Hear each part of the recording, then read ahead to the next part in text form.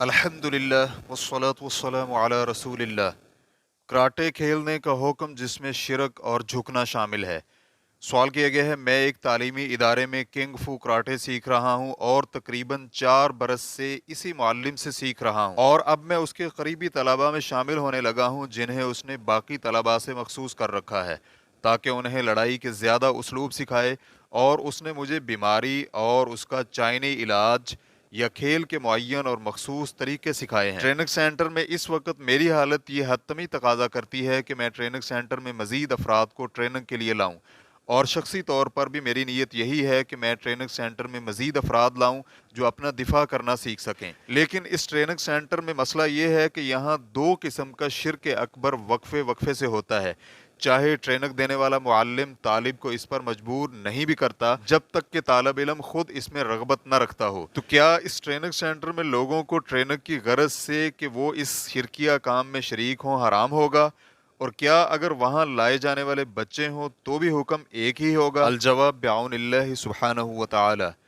مختلف قسم کی وہ ایکسرسائز کرنا اور کھیلیں جو شرعی حکم کے مخالف نہ ہوں اور اللہ رب العزت کی عبادت کا مقصد پورا کرتی ہوں، ان امور میں شامل ہوتی ہیں جن پر شریعت نے ابھارا ہے تاکہ جسمانی صحت اور بدنی قوت اور عقل کی سلامتی بحال رہے، اور اس کی مشروعیت پر کتاب و سنت کے دلائل ملتے ہیں، بلکہ اس پر ابھارا بھی گیا ہے۔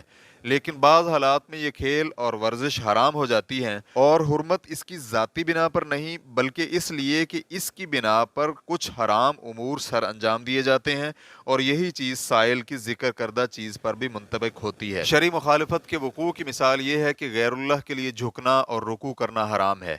انس بن مالک رضی اللہ عنہ بیان کرتے ہیں کہ ایک شخص کہنے لگا، اے اللہ کے رسول صلی اللہ علیہ وآلہ وسلم، ہم میں سے جب کوئی شخص اپنے دوست کو ملے تو کیا وہ اس کے لیے جھک جائے؟ تو رسول اللہ صلی اللہ علیہ وآلہ وسلم نے فرمایا نہیں۔ تو وہ شخص کہنے لگا تو وہ اس سے معانقہ کرے اور اس کا بوسہ لے؟ تو رسول اللہ صلی اللہ علیہ وآلہ وسلم فرمانے لگے نہیں۔ تو وہ شخص کہنے لگا تو کیا وہ اس سے مصافحہ کرے؟ رسول اللہ صلی اللہ علیہ وآلہ وسلم نے فرمایا جی ہاں اگر چاہے۔ سنن ترمذی حدیث نمبر 2728، اور امام ترمذی رحمہ اللہ نے اسے حسن صحیح قرار دیا ہے۔